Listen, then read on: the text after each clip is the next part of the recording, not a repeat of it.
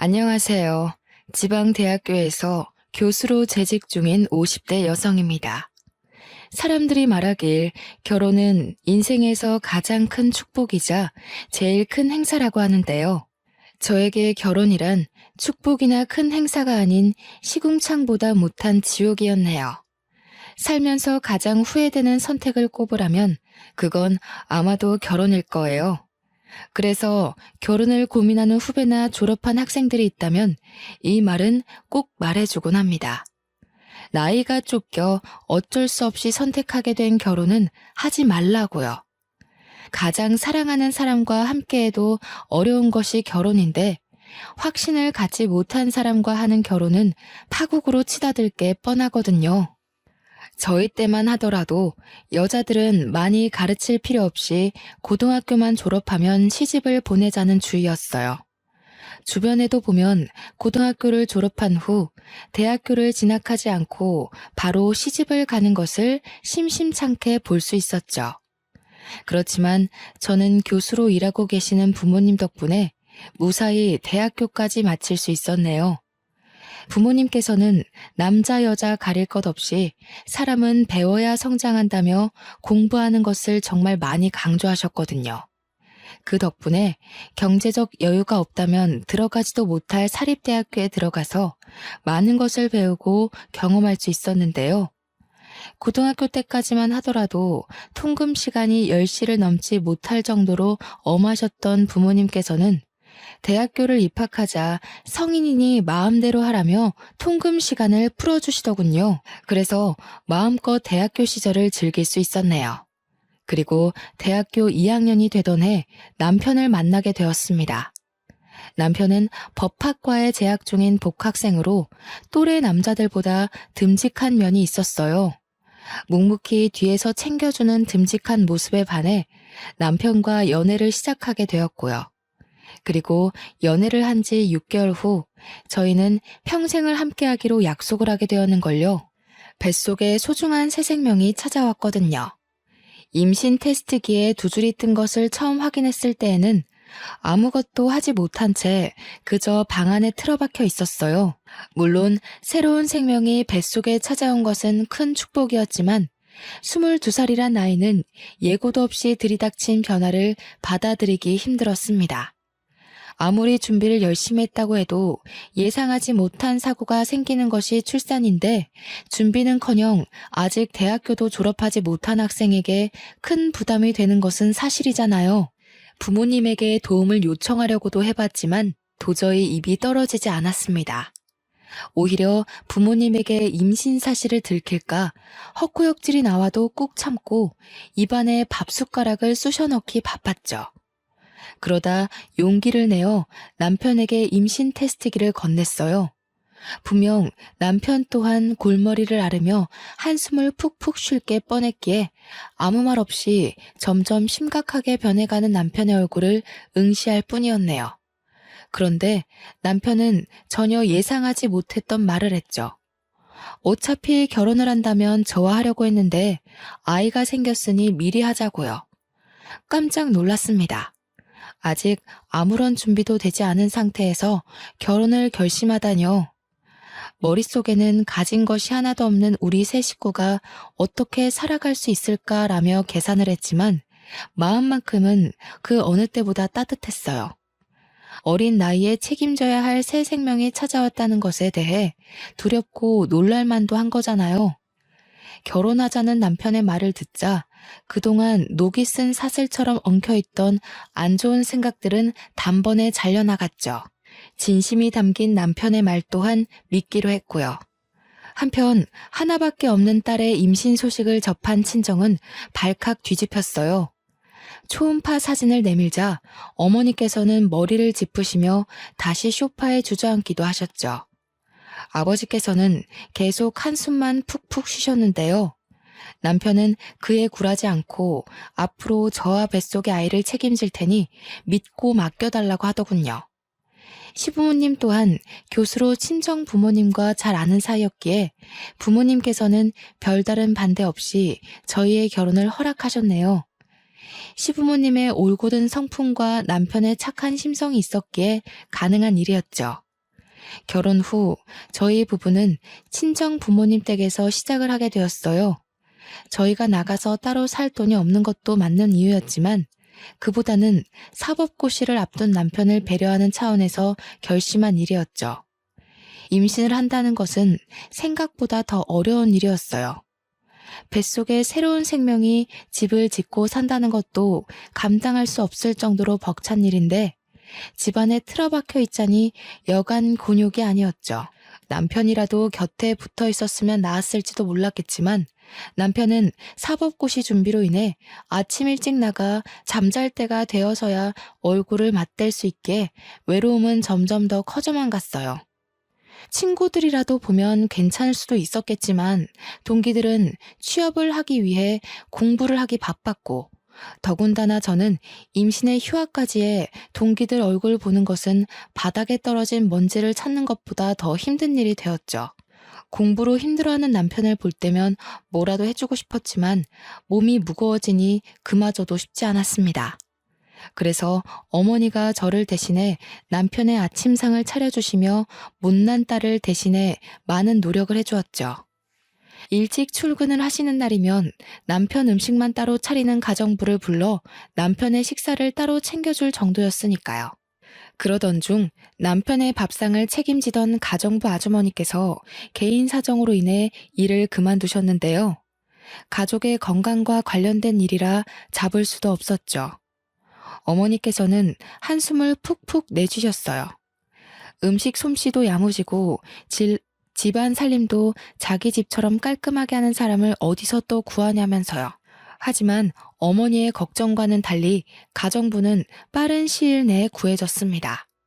새로운 가정부는 반찬 가게에서 일을 해서 그런지 음식 솜씨가 야무진 덕에 입덧으로 힘들어하는 저의 입맛까지 돋구어줄 반찬들을 덤으로 만들어주기까지 했어요. 한 달이 흐른 뒤였습니다. 우물쭈물 거리던 가정부는 공장 기숙사에서 생활하던 아들이 퇴사를 하면서 갈 곳이 없어졌다면서 쪽방에서 아들과 함께 생활해도 되냐고 묻더군요. 일도 꼼꼼하게 잘하고 친절하게까지 한 가정부이기에 부모님에게 직접 말씀을 드렸어요. 부모님 또한 쪽방에서 같이 지내는 것을 흔쾌히 허락하셨고요. 그날 밤 가정부는 고맙다면서 일하는 시간이 끝났는데도 즐겨 먹던 백설기를 손수 만들어 건네주었어요.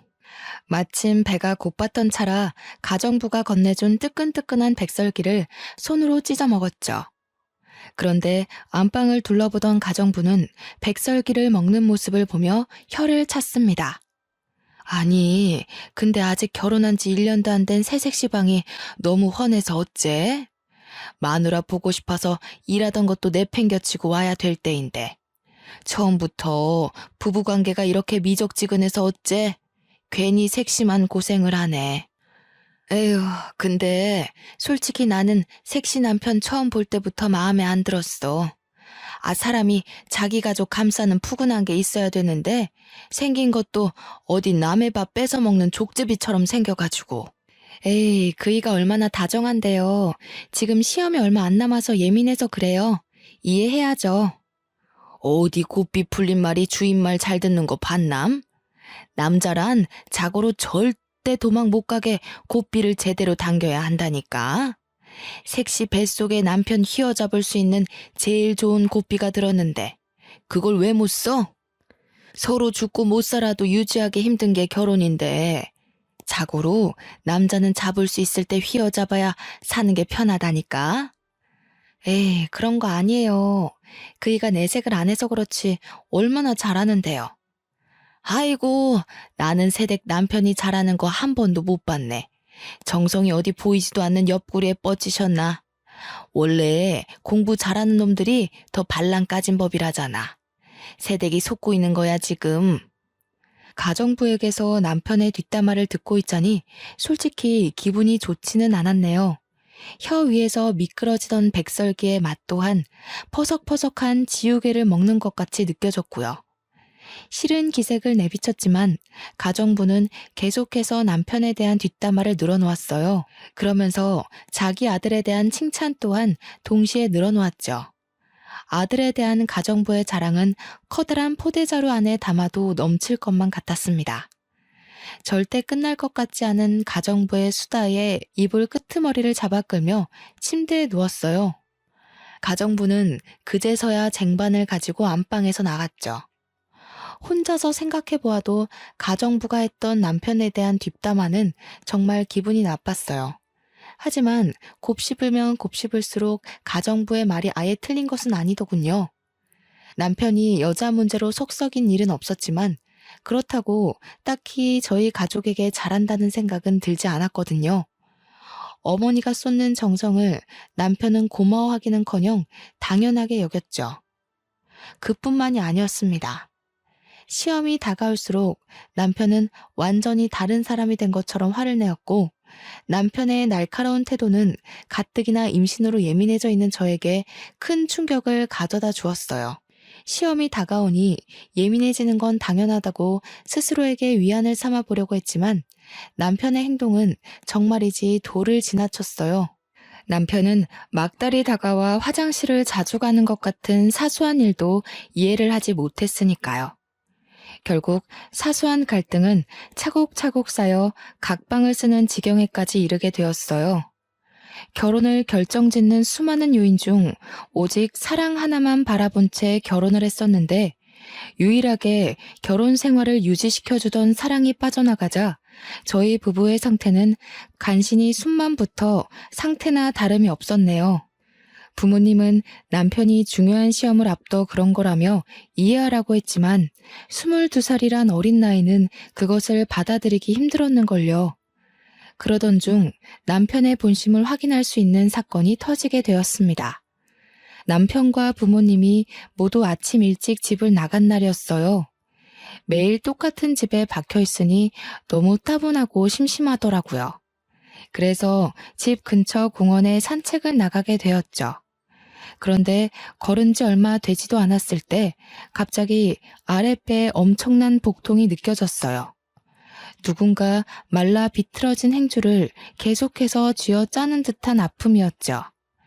처음 느껴보는 생생한 고통에 119를 부를 생각도 하질 못했습니다. 그 순간 머릿속에 떠오른 것은 남편밖에 없었고요. 그래서 공원 벤치에 앉은 채 남편에게 전화를 걸었는데요. 자꾸만 조여오는 고통에 울먹이며 전화를 하자 남편은 다짜고짜 짜증부터 냈어요. 야, 내가 의사냐? 아프면 119에 전화를 해야지 왜 나한테 전화를 하고 난리야. 그러게 배가 남산만 하면 가만히 집에라도 박혀있던가. 뒤룩뒤룩 살찐 거 자랑하고 싶어서 밖에 나간 거냐? 잔말 말고 나 바쁘니까 119 전화해서 응급실 가던 아니면 집에 들어가던 알아서 해. 앞으로 이런 일로 전화하지도 말고. 전화가 뚝 끊기고 잠시의 고통을 잊을 만큼 남편의 언행은 충격적이었습니다. 아무리 무심한 남자라 할지라도 자기 아이를 임신한 상태로 아프다고 하면 신경 쓰는 것이 당연한 거잖아요. 남편의 말이 어찌나 충격적이던지 볼가를 축축하게 적시던 눈물마저 쏙 들어갈 정도였어요. 하지만 이내 아픔은 다시 찾아왔고 어쩔 수 없이 가정부에게 전화를 걸게 되었네요. 가정부는 채 4분도 안 되는 시간 안에 달려왔어요. 옆에는 가정부의 아들이 있었고요. 식은땀을 흘리며 배를 움켜잡고 있자 가정부 아들은 실례하겠다는 말과 함께 저를 번쩍 안아들었습니다. 임신으로 살이 많이 찐 상태로 힘들었을 텐데 가정부의 아들은 힘든 기색 하나 보이지 않았죠. 가정부와 가정부의 아들이 힘써준 덕분에 병원에 늦지 않게 도착할 수 있었는데요. 다행스럽게도 의사는 갑작스러운 움직임으로 배가 뭉쳐서 그런 것일 뿐 유산은 아니니 안심하라고 하더라고요. 그 말을 듣자 팽팽하게 당겨졌던 신경이 풀어지는 것을 느꼈어요. 옆에 있던 가정부 또한 덩달아 안도의 한숨을 내쉬었고요. 아이고 천하의 매정한 놈. 자기 새끼 가진 마누라를 이렇게 천대하나? 색시, 아무래도 이 결혼 잘못한 것 같아. 지금도 이렇게 천대를 하는데 나중에 색시가 나이 먹어서 아플 때도 제대로 들여다보기나 하겠어?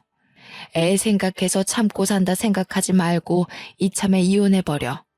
평생 옆에 두고 속 끓일 바에는 깔끔하게 갈라서는 게 낫지. 가정부의 아들은 툭툭 가정부의 팔꿈치를 쳤습니다. 그만하라는 뜻이었죠. 무뚝뚝한 얼굴로 작은 것까지 세심하게 배려하는 남자를 보자 그동안 남편이 얼마나 무심했는지 다시 한번 깨닫게 되더군요.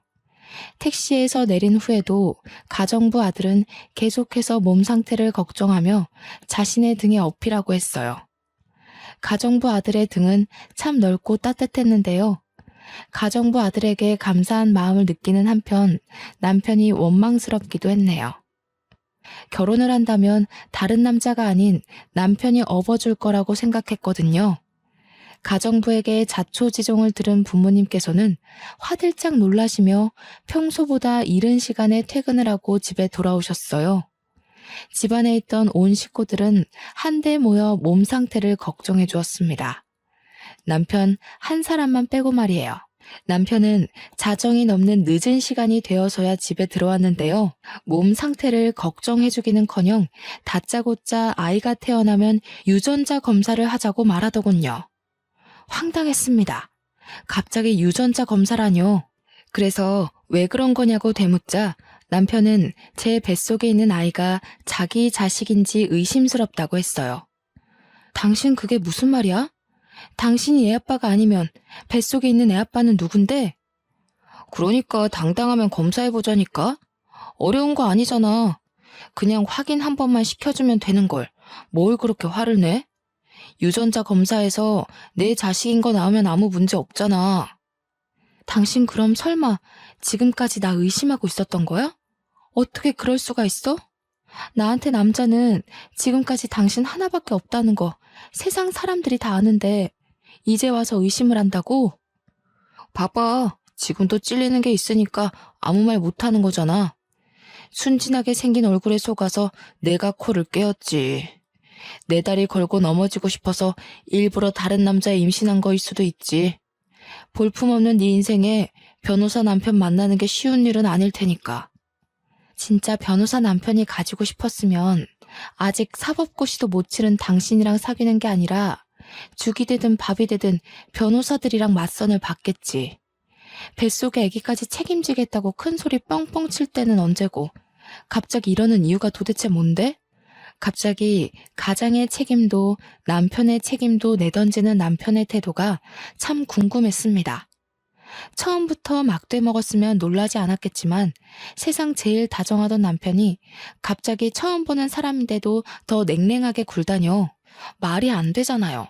그래서 꼭 이유를 알아야 했죠. 교수 집안이라고 해서 떨어질 떡이라도 떨어질 줄 알았는데 이건 뭐 떡이 아니라 떡 부스러기도 안 떨어지니. 변호사만 되면 어떻게든 변호사 사위 모셔가겠다고 내놓으라는 재벌집에서 선짜리 들어올 텐데 너무 억울해서. 나도 너네 집이 개털 날리는 집인 줄 알았으면 장가 안 왔지. 그동안 진심이라고 생각했던 남편의 태도는 모두 돈을 노리고 만들어진 가짜였던 것이죠. 길 가다 맨홀 구멍 아래로 떨어진다 해도 남편에게 받은 충격보다는 덜할 것 같았어요. 지금까지 인생의 동반자라고 믿어 의심치 않았던 남편의 실체가 사람을 돈만 보고 판단하다녀. 시커먼 남편의 실체를 알게 된 후 부부관계는 회복할 수 없을 정도로 나빠졌는데요. 고작 5개월이란 시간 동안 죽고 못 살았던 남편과 죽이고 싶을 정도의 앙숙이 되다니 결혼이라는 것이 참 우스웠네요. 사기꾼인 줄도 모르고 남편에게 홀려 임신까지 한 스스로가 너무 한심하게 느껴졌어요. 죽을 줄 모르고 불길에 뛰어드는 나방과 별반 다를 게 없었으니까요. 부부의 관계가 틀어진 것과 별개로 시간은 잘만 흘러갔고 남편은 공들여 준비한 사법고시에 보기 좋게 떨어졌습니다. 남편은 이것 또한 저의 탓으로 돌렸어요. 제가 재수가 없어서 떨어진 거라면서요. 결국 배려라고는 눈 씻고 찾아볼 수 없는 남편에게 이혼을 신청하게 되었습니다. 남편 또한 저 같은 여자와 더 이상 살 수 없다며 이혼을 흔쾌히 받아들였고요. 이혼 후 아무것도 먹지 못할 만큼 힘든 시간을 보냈어요. 하지만 힘든 몸과는 다르게 뱃속에 있는 아이는 무척무척 자라만 갔죠. 아이는 쌀이 눈이 쏟아지는 추운 겨울 세상에 나오게 되었죠. 부모님은 고생했다면서 손수 끓인 미역국을 떠먹여 주셨는데요. 함께 해주는 부모님을 보면 감사하다가도 태어난 아이들 사진을 보며 기뻐하는 다른 남편들을 볼 때면 눈물이 핑 돌았네요. 이혼한 저는 절대로 느낄 수 없는 기쁨인 거잖아요. 부모님께서 출근을 하시는 날이면 부모님을 대신해 가정부가 수발을 들어주었어요. 그리고 가정부 올 때면 함께 따라오던 남자는 퇴원일이 되자 품에 꽃다발을 안겨주었습니다. 건강하게 아이를 낳은 것을 축하한다면서요. 전 남편에게는 받지도 못했던 꽃다발을 받자 눈물이 핑 돌더군요. 울적했던 기분 또한 나아지는 것 같았고요. 그 후에도 가정부 아들은 자신이 자처해 같이 병원을 가는 등 비어있는 남편의 역할을 대신해 주었어요. 알뜰살뜰하게 저희 모자를 챙겨주는 가정부 아들 덕분에 닫혀있던 마음을 조금씩 열게 되었죠. 그 따뜻한 마음에 힘입어 다시 복학을 하게 된 것이고요. 육아와 학업을 병행하는 것은 정말 힘든 일이었어요.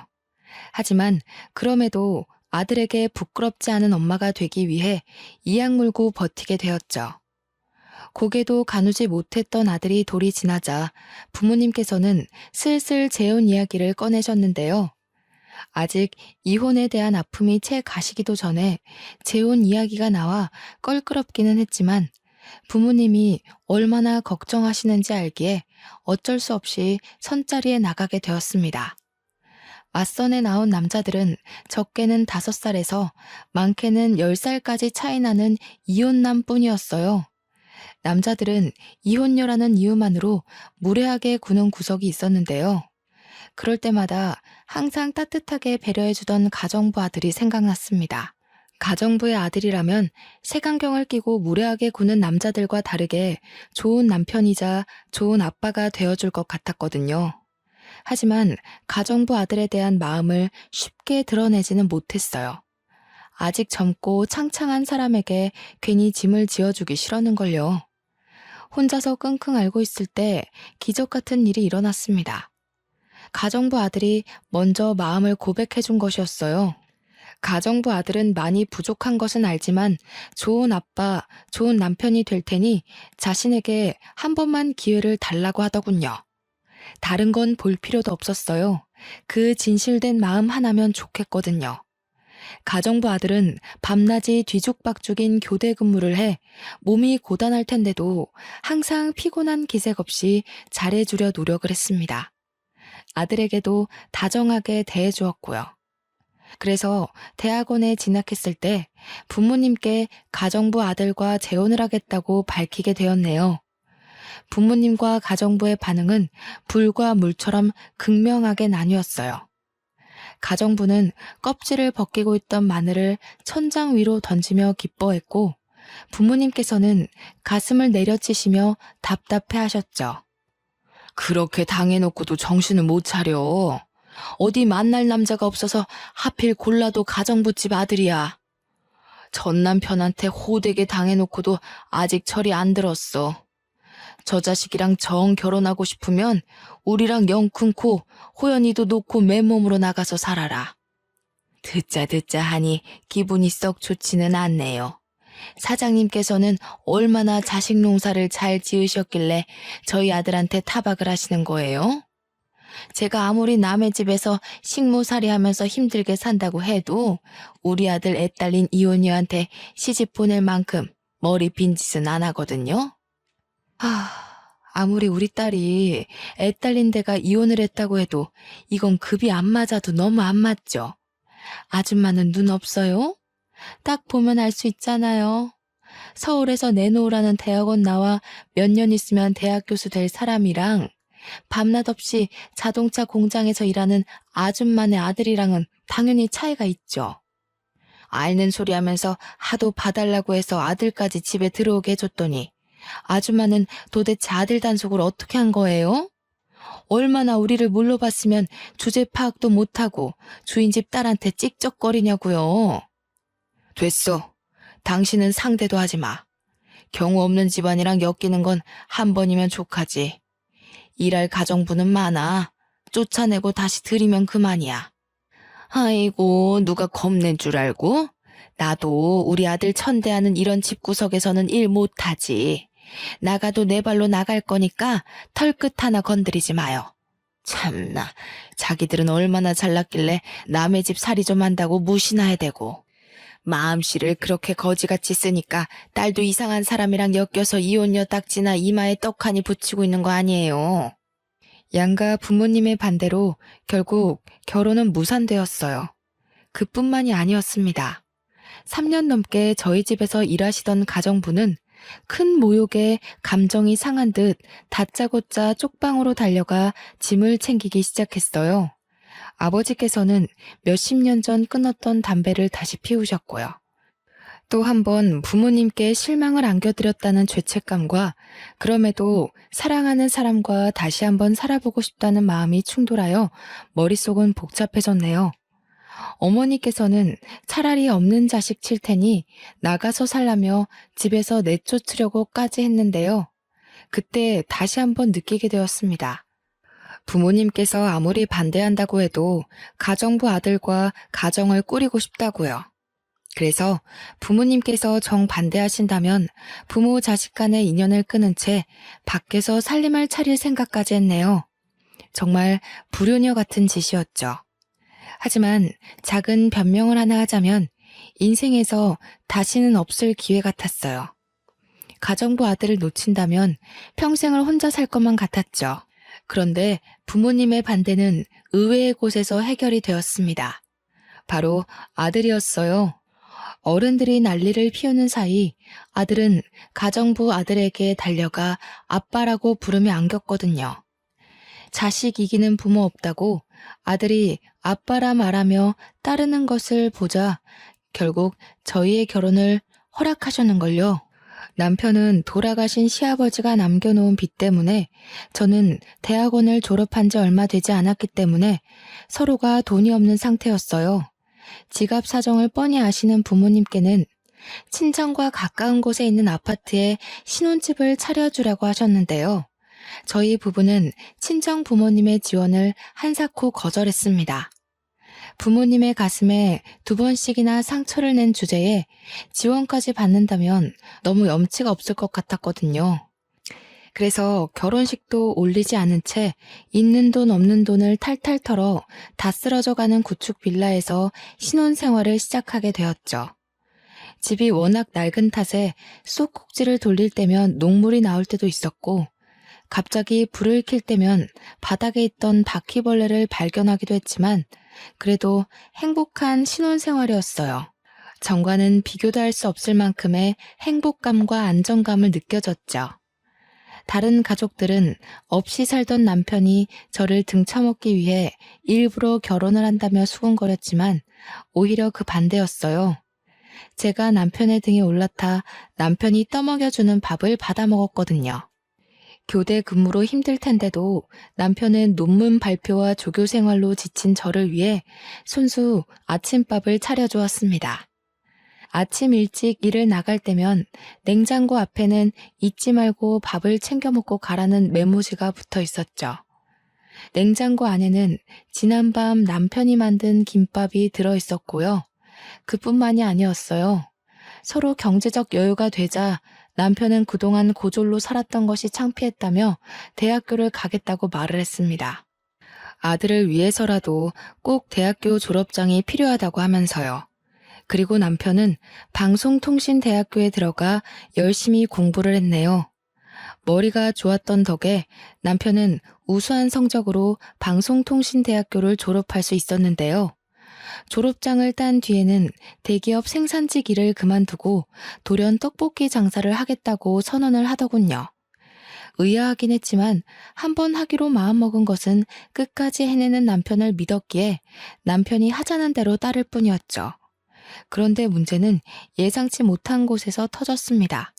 남편이 떡볶이 장사를 한다는 것을 들은 시어머니는 다짜고짜 찾아와 문을 열라며 행패를 부리셨어요. 잘 다니던 대기업까지 때려치고 장사를 한다길래 나는 드디어 너가 이혼녀 딱지떼게 해준 우리 아들한테 근사한 사업체 하나 차려줘서 보답하겠구나 생각했다. 근데 뭐? 뭐? 학교 앞 떡볶이 장사? 네가 제정신이냐? 어디 귀한 남의 아들한테 떡볶이 장사를 시켜? 그것도 잘 다니던 직장까지 때려치게 만들고 앞길 창창한 총각 등에 이혼녀 딱지 떼고 자식 새끼까지 업히게 했으면 최소한의 양심은 있어야지. 지는 대학원까지 가서 잘난 척 고개 빳빳이 들고 다니면서 어디 남편은 코 흘리게 돈이나 받는 떡볶이 장사를 시킬 수가 있어? 너네 부모도 그러는 거 아니야. 아무리 가정부 아들이라지만 이혼한 지 딸이며 손자까지 걷어줬는데 어떻게 지원 한 번을 안 해줄 수가 있어? 어머니 그런 게 아니라요. 그이가 하도 떡볶이 장사를 하고 싶다고 하길래. 듣기 싫다. 아무리 내가 너네 집 굳은 일을 했다고 해도 최소한의 예의는 지켜야지. 돈 내주기 싫으면 애라도 낳던가. 신랑 사업하는데 돈도 내주기 싫다. 애도 낳기 싫다. 우리 집 아들이 너랑 네 아들 뒷바라지하는 종이냐? 이런 식으로 할 거면 그냥 깔끔하게 갈라서라. 정말 작정을 하고 오셨는지 어머니는 가방에서 꺼낸 이혼 서류를 바닥에 던지셨어요. 물론 시어머니의 말에 상처를 받기는 했지만 그동안의 일을 뒤돌아보니 정말 제가 너무한 것 같았습니다. 교수가 너무 되고 싶다는 욕심 때문에 남편과의 사이에서 아이도 포기한 채 앞만 보고 달린 거잖아요. 옆에서 남편이 같이 뛰고 있는데도 말이에요. 그래서 잠들기 전 남편에게 슬쩍 물어보았습니다. 아이를 갖고 싶냐고요. 그랬더니 남편은 자신에게 자식은 아들 하나면 된다고 대답을 해주었네요. 그 대답을 들으니 더욱 남편에게 미안해졌습니다. 그래서 고등학생의 과외를 시작해 돈을 모으기 시작했죠. 낮에는 대학원 조교로 밤에는 과외 선생으로 일을 하면서 정말 돈을 차곡차곡 모았어요. 5개월 정도 일을 하다 보니 모아놓은 돈이 제법 묵직했죠. 그 돈을 몽땅 남편에게 넘기며 사업하는 데 보태 쓰라고 하자 남편은 화들짝 놀라며 다시 건네주었어요. 이렇게 큰 돈을 받을 수 없다면서요. 하지만 남편의 품에 밀어주며 이야기했습니다. 그동안 아낌없이 주었던 사랑을 베풀 기회를 날리지 말라고요. 얼마 후 남편은 떡볶이 가게를 차렸는데요. 아내의 돈을 지켜야 한다는 책임감 때문인지 가장으로서의 무게 때문인지 남편은 정말 열심히 장사를 했어요. 주변에서는 남편을 이상하게 보기도 했습니다. 떡볶이 장사라는 것이 원래 나이가 지긋하신 아주머니들이 하는 것이기에 그럴 수도 있다고 생각했죠. 하지만 논란도 잠시였어요. 주변 가게들 중 제일 청결하고 맛도 좋은 남편의 떡볶이는 금세 입소문을 타서 옆마을 학교에 다니는 초등학생까지 남편의 떡볶이를 맛보기 위해 줄을 서는 지경에까지 이르게 되었는걸요.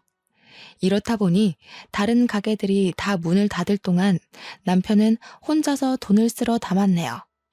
식을 줄 모르는 인기에 남편은 곧이어 서울 곳곳에 떡볶이 체인점을 내게 되었고 결국 떡볶이 사장에서 프랜차이즈 대표까지 오르게 되었죠. 남들이 뭐라고 수군거리면 끝까지 노력해 성공을 한 남편을 보니 제가 남편의 아내라는 사실만으로도 가슴이 벅차올랐어요. 이런 남자와 결혼한 것은 인생에서 가장 큰 복이라고 생각하기도 했고요. 경제적으로 풍요로워지자 남편은 제일 먼저 매일 같이 타고 다니는 중고차를 값비싼 외제차로 바꿔주었어요. 낡고 오래된 경차는 위험하다면서요. 그리고 매일같이 바퀴벌레와 동거를 하던 저희는 50평이 넘는 으리으리한 아파트로 이사를 가게 되었네요. 남편을 껄끄럽게 생각하시던 부모님 또한 한결같이 진실된 태도를 유지하는 남편에게 크게 감동하기까지 했고요. 그러던 중 남편의 떡볶이 사업이 해외까지 진출을 하게 되었는데요. 남편은 딱 1년 만에 미국에서 영어 공부에 전념하고 싶다고 하더군요. 이유를 물으니 대표인 자신은 한마디도 못 알아들으면서 통역사에게만 의지해 사업을 하는 것이 너무 창피하다면서요. 저는 흔쾌히 남편의 뜻을 따랐습니다. 남편이 더 발전하고 싶다는데 반대할 이유는 없잖아요. 남편이 유학을 간 뒤부터 시어머니는 하루도 거르지 않고 저희 집에 출근 도장을 찍으셨어요. 불쑥불쑥 나타나는 시어머니를 보자 남편이 왜 그렇게 시어머니에게 이사간 곳을 알려주지 말라는지 알았죠. 그런데 집에 들이닥치는 시어머니를 보자 궁금한 것이 생겼습니다. 저와 아들 둘 다 시어머니에게 이사간 곳도 집 비밀번호도 알려준 적이 없었거든요. 시어머니와 같은 공간에 있는 것만으로도 힘이 들었지만 그것만으로 끝낼 시어머니가 아니었어요. 시어머니는 하루에도 12번씩 별 이유 같지도 않은 트집을 부리시며 저희 모자를 괴롭혔습니다. 때마침 부모님 또한 해외로 나간 상태이고 유일한 방패막이었던 남편 또한 해외로 나간 탓에 고삐 풀린 시어머니를 제지할 사람은 아무도 없었는데요. 시어머니의 구박은 며느리인 저에게만 향하는 것이 아니었어요. 어떻게든 우리 아범 등에 빨대 꽂을 생각만 하고 얼마 전에는 우리 아범한테 차도 받았다지? 이제 보니 뻐꾸기 새끼가 아니라 독품은 독사 새끼가 따로 없구나. 우리 아들한테 남의 지 새끼도 키우게 했으면서 염치도 없이 네가 뭐라고 그 차를 받아? 어머니, 아무리 친손자가 아니라도 그렇지 말씀이 너무 지나치신 거 아닌가요? 아직 20살밖에 안 되네요. 아직 다 자라지도 않은 애 마음에 생채기를 내셔야겠어요. 그리고 그 차는 아범 차가 아니라 제 차예요. 차 바꾼 김에 타고 다니라고 준 거예요. 아이고, 시애미가 군말 없이 가만히 있으니까 앞도 못 보고 다니는 신봉사인 줄 아는 거냐? 아범은 어쩌다가 이런 독사 같은 것한테 홀려서 청춘 바쳐 돈 바쳐 가면서 한평생을 날렸는지. 나는 아직도 네 부모가 우리 아들 내팽개치던 것만 생각하면 불화가 치밀어서 잠을 못 잔다. 근데 정작 장본인은 우리 아범이 벌어다 준 돈으로 호의호식하면서 시엠이 몰래 금태두른 둥지로 이사를 가? 우리 아범한테 조금이라도 미안한 마음이 있거든.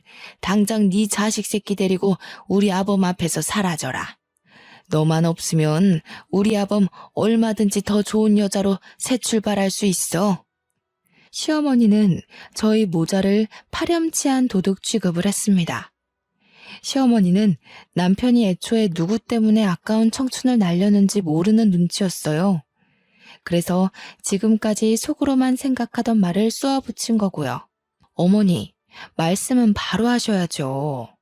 애초에 그이가 좋은 청춘 다 날려가며 대학교 문턱에도 못 가고 잠 못 자가면서 공장에서 일하던 게 누구 때문인데요. 다 어머니가 이 남자 저 남자 만나면서 그이 돈 까먹어서 그런 거잖아요.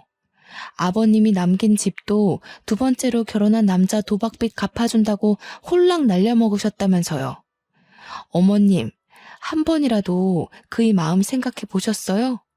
친부 돌아가시고 장례식도 끝나기 전에 다른 남자랑 놀아난 것도 모자라 유일한 유품 같은 집까지 날라갔을 때 그이가 얼마나 참담했을지 생각이나 해보셨냐고요. 이게 아무리 사람이 화가 난다고 해도 할 말이 있고 못할 말이 있는 거다. 어디 못 배워먹은 천한 기집애처럼 수십 년도 더 된 과거를 들먹여? 너 지금 시엠이 약 좀 잡았다고 그걸로 협박이라도 할 셈이냐? 어디 해봐라.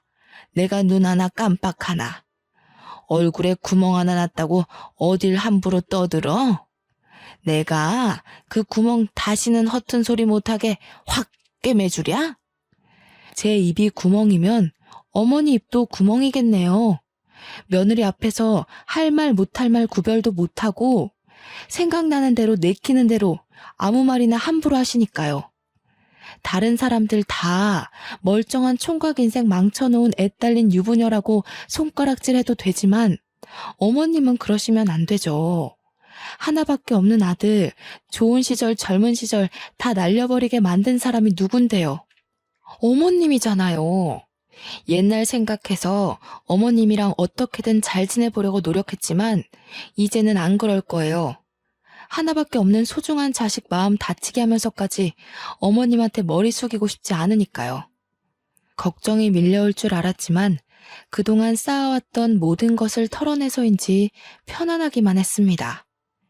시어머니께서도 이런 성난 모습에 적지 않게 당황하는 것 같았지만 이제 다시는 저와 우리 아들을 함부로 대하지 않겠다는 것에 안심이 되었고요. 시어머니는 곧이어 남편이 올 때까지 한 발자국도 못 움직인다고 했어요. 그래서 바로 남편에게 연락을 남겼죠. 미국은 이미 늦은 시간일 것이 분명한데도 시어머니와 관련된 일 때문인지 바로 연락이 오더군요. 남편에게 연락이 닿자마자 시어머니는 서럽다는 듯이 엉엉 울며 없는 말까지 덧붙여 남편에게 일러 바쳤습니다. 효자 아들이던 남편이 이번에도 자신의 편을 들어줄 거라고 생각하셨던 거죠. 하지만 남편은 단호했는걸요. 가르쳐주지도 않은 집에 쳐들어가 행패를 부른 것은 시어머니라면서 다시는 저 아들을 괴롭히지 말라고 경고를 날렸거든요. 처음 있는 남편의 단호한 태도에 시어머니는 몹시 놀란 눈치였어요. 남편의 말이 효과가 있었는지 그 후로는 시어머니의 간섭 없는 편안한 나날들을 보내게 되었네요. 남편이 없는 생활은 단순했답니다. 수업이 있는 날은 대학교로 가 강의를 하고 강의가 없는 날에는 밀린 집안일을 하고 논문을 쓰면서 하루하루를 보냈죠. 아무런 문제 없는 평온한 날이 이어지다 보니 비어있는 남편의 옆자리가 참 그립더군요. 아직 1년이 채 안 되었지만 보고 싶으니 빨리 한국으로 돌아오라고 어리광을 부리고 싶을 정도로요. 하지만 그랬다가는 남편이 다시 한국에 돌아올 것을 알기에 혼자서만 꾹 참으며 보고 싶은 마음을 감춰왔네요. 그러던 중 뜻밖에도 시어머니에게서 먼저 연락이 왔습니다. 큰 싸움이 있고 2달 만의 만남이었어요. 집 근처 카페로 가자 시어머니께서는 다짜고짜 이혼 협의서를 내미셨죠.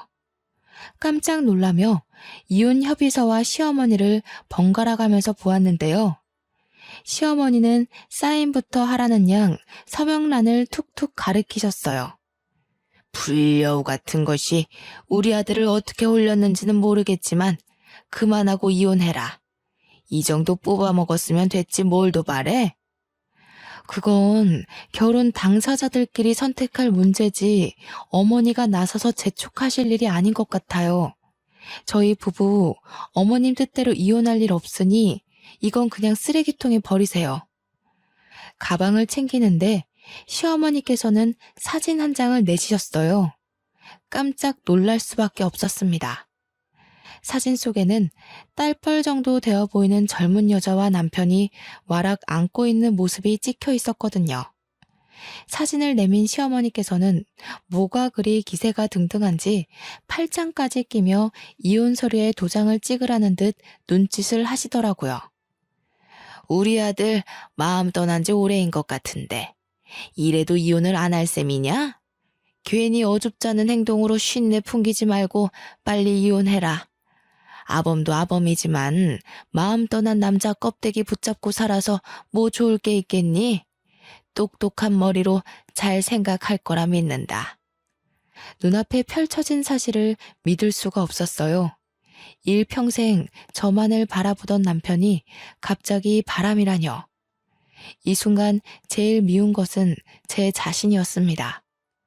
아닐 거라고 정말 굳건하게 믿고 있기는 했지만 마음 한구석에는 늙고 다른 남자 애까지 딸린 여자보다는 젊고 예쁜 여자가 좋을 수도 있겠다고 생각했거든요.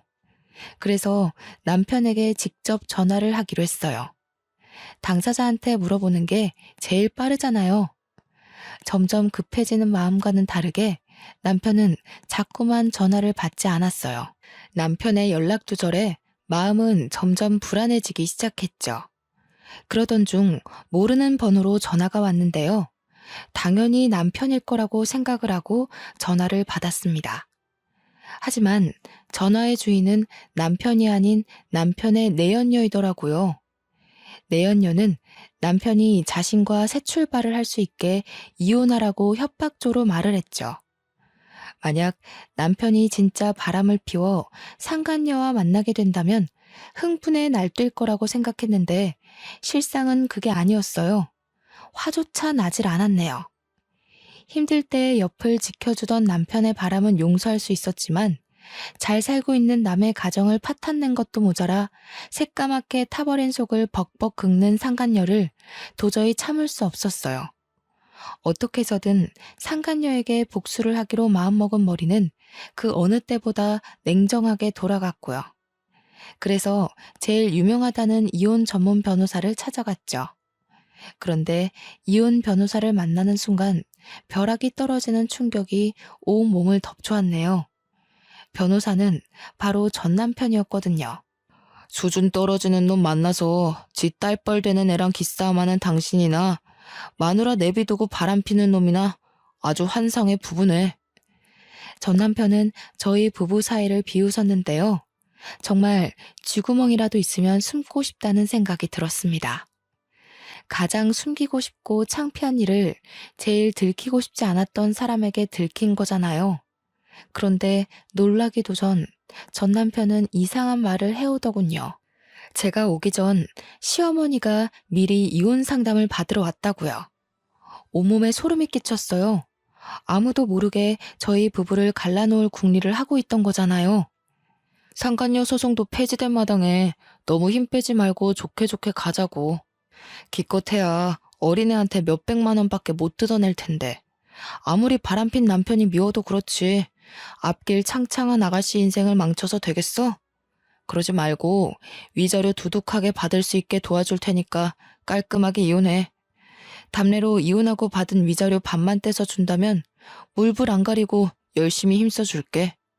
시어머니도 소름이 끼쳤지만 아들에 대한 걱정은 눈꼽만큼도 없이 자기 사리 사욕만 채우려는 전 남편을 보자 온몸에 소름이 돋더군요. 그래서 이혼 소송을 어떻게 되건 상간녀 소송이 어떻게 되던 사무실을 박차고 나왔죠. 상간녀와 시어머니에게서 계속 문자 폭탄이 와도 남편은 여전히 답이 없는 상태였어요. 이쯤 되니 짜증이 나기보다는 슬슬 걱정이 되기 시작했죠. 그래서 직접 남편을 찾아가기로 결심을 했죠. 하지만 남편을 찾고 싶다는 굴뚝 같은 마음과는 다르게 현실적인 조건은 참 마음을 따라주지 않았네요. 처리해야 할 일이 가득했거든요. 고민하고 있자 아들이 옆으로 와 자신이 직접 남편을 찾아오겠다고 하더군요. 자기가 먼저 나서는 아들을 보자 걱정이 되기도 했지만 한편으로는 고맙기도 했네요.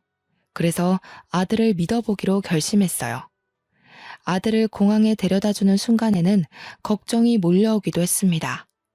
사실이건 거짓이건 불미스러운 일로 아들을 다른 나에게 보내는 것이 마음에 걸렸고요. 남편을 찾기 위해 비행기에 올라탄 아들은 꼬박 3일 동안 연락이 되질 않았는데요. 혼자 떨어져 있는 72시간 동안 안 좋은 생각만 떠오르며 밥 한 술도 제대로 뜨지 못할 만큼 걱정이 많이 되더라고요. 아들은 집을 떠난 지 4일이 되어서야 연락이 왔어요. 남편과 함께 한국으로 간다는 짤막한 답장이었죠. 그렇지만 그 한 줄의 문자를 받는 순간 얼마나 안심이 되었는지 손발에 힘이 탁 풀렸습니다. 남편과 함께 귀국하겠다는 것은 해결책이 보인다는 이야기니까요. 공항에 미리 마중을 나가 있는 동안 머릿속은 참 복잡했어요. 남편을 만나면 상간녀에 대한 말을 먼저 꺼내야 할지 아니면 시어머니가 우리 부부 사이를 갈라놓기 위해 이혼 상담까지 받았던 걸 말해야 할지 고민이 많았거든요. 하지만 공항을 걸어 나오는 남편을 보는 순간 모든 말을 이을 수가 없었네요. 남편의 얼굴을 보는 순간 왈칵 눈물이 쏟아나올 뿐이었으니까요. 오열하는 모습을 보자 남편은 들고 있던 캐리어도 내던지고 한 걸음에 달려와 주었어요. 그리고는 어깨를 와라 끌어안아 주더군요. 남편의 품에서 저는 그저 어린아이처럼 목 놓아 울 뿐이었어요. 그렇게 한참을 울다 남편에게 물었죠. 아들과 저를 버리고 새파랗게 어린 상간녀와 바람 난 것이 맞냐고요. 감정적인 저와 다르게 남편은 차분하게 눈물을 닦아줄 뿐이었어요. 출국을 하는 동안 아들에게 전후 사정을 들은 것이 분명했죠. 남편은 주머니에 있던 핸드폰을 꺼내 사진 한 장을 보내주었는데요. 사진 속에는 시어머니가 말한 상간녀와 남편이 단란하게 모습이 찍혀 있더군요. 깜짝 놀라서 남편은 곧이어 말을 이었습니다. 상간녀는 무슨, 아무리 봐도 어머니가 또 수작을 부린 것 같네. 얘는 미국에서 유학하고 있는 조카 딸이야. 전혀 예상할 수 없었던 대답에 뒤로 넘어가고 말았죠. 알고 보니 남편이 유학길에 오른 곳 근처에는 미국에서 대학교를 다니고 있는 조카 딸이 살고 있었어요. 남편은 조카 딸에게 용돈을 주는 대신 생활비를 주고 있었던 것이고요. 모든 진실을 듣고 나자 언제 울었냐는 듯 두 눈에서는 눈물이 쏙 들어갔습니다. 그리고 조카 손녀까지 팔아먹으며 저희 부부를 이혼시키려고 한 시어머니를 도저히 용서할 수가 없었죠. 아무리 이혼녀 딱지가 붙은 며느리가 싫다고 해도 가까운 가족까지 건드리다뇨. 최소한의 예의를 아는 사람이라면 절대 하지 않을 행동인 거잖아요. 어두운 낯빛을 눈치챘는지 남편은 이 모든 일은 자신이 책임질 테니 아무 걱정하지 말라고 말했습니다. 그 말을 들으니 참 안심이 되더라고요. 그동안 왜 걱정했을까 의문을 가질 정도로 복잡하던 머릿속은 청소기를 돌린 것처럼 깨끗해졌죠. 남편이 한국에 들어온 후 시어머니에게서는 전화가 걸려왔어요. 받을까 말까 고민을 했지만 그래도 저희 부부를 이혼시키려던 진짜 이유를 알고 싶어 전화를 받기로 했습니다. 못된 것. 우리 아범을 어떻게 구워 삶았길래 낳아주고 키워준 애미한테 절연하자는 소리가 나와? 먼저 자작극 벌이면서 잘 살고 있는 저희 부부 이혼시키려고 한 건 어머니시잖아요. 절연하고 사는 것도 어머니가 선택한 일이니 저한테 이러셔도 해드릴 수 있는 게 없어요.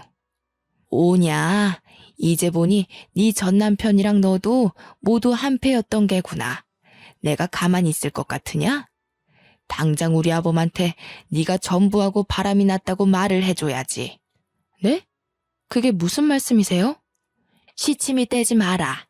너야말로 시애미 사다리도 없는 구렁텅이에 빠뜨리려고 전부랑 같이 작당 모의한 게 아니냐. 아이고, 돈에 눈먼 놈인 줄 알았더니 꼬레지도 전 남편이라고 저 몹쓸 것 편을 들었던 게지. 알아들을 수 없는 말 투성이었어요. 이미 인연이 끝난 지 수십 년도 더 된 전 남편 이야기를 꺼내다녀. 그래서 당장 전 남편이 다니는 로펌으로 찾아가 바른 대로 말하라고 난리를 피웠죠. 그랬더니 망연자실에 있던 전 남편은 그제야 숨겨져 있던 진실을 실토하더군요.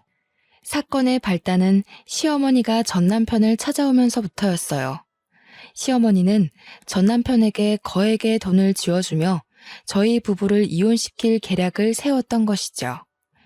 이혼시키는 것을 성공할 시 남편 앞으로 되어 있는 땅을 준다고도 했고요. 시어머니는 주변에서 저를 제일 잘 알고 있는 사람 중 자신의 편으로 끌어들일 수 있는 사람은 전 남편밖에 없다고 생각을 한 것 같았죠. 모든 내막을 알게 된 순간 모든 인맥을 동원하여 전 남편에게 벌을 줄까 생각하기도 했어요. 같은 학교에서 유명한 사내 커플이었기에 쓰레기라고 소문을 내는 것쯤은 일도 아니었거든요. 그렇지만 전 남편은 제가 손을 쓰지 않아도 이미 업계에서 파렴치한 짓을 저지른 변호사로 낙인이 찍혀 있더군요. 이후 전 남편은 아무리 몹쓸 놈이어도 자신이 아들의 친부이니 구해달라며 몇 번씩 전화가 왔는데요. 모든 전화를 깔끔하게 무시했네요. 현재도 앞으로도 아들에게 아버지는 현재의 남편 한 명밖에 없으니까요. 이혼 자작극을 벌인 시어머니는 남편이 다달이 지급하던 생활비까지 끊자 그제서야 상황의 심각성을 알게 된 것 같았어요.